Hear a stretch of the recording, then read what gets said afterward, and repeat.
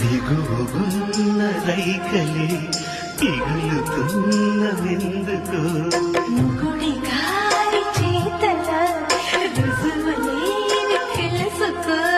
రాత్రంతా కాలమ్మ పగలే మౌనింకాలమ్మ ఇంకా ఎంతసేపులే దీపా